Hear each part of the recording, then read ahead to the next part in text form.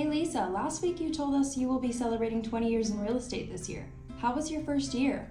Ha! That's a good story. Let me share that with you. As you said, last week I shared with you that the first house I sold was the childhood house I grew up in.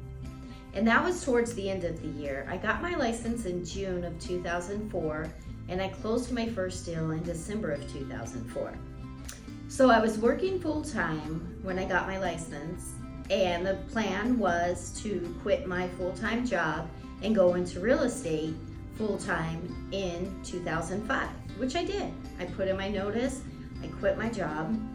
They didn't want me to go, but I was convinced that I wanted to do the real estate, and that's the direction that I was going in. So I left my job in December of 2004 and started my real estate career full-time.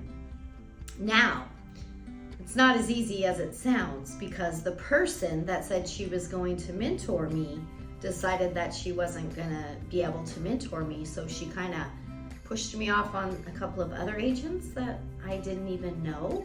So I worked with them a little bit in the beginning. To say the least, it was a little bit rocky. I closed a couple of deals, and then the company that I had worked for previously, my full-time job, called me and asked me if I would come back.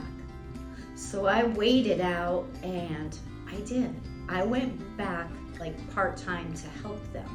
So my plan to go into real estate full-time isn't exactly what I did. I did it for 3 months, and then I went back and was doing the full-time job that I had before I started real estate. And I did that for a couple of years.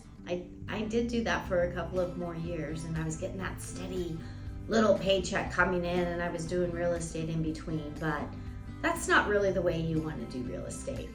Stay tuned, and next week I'll tell you a little bit more about how that went.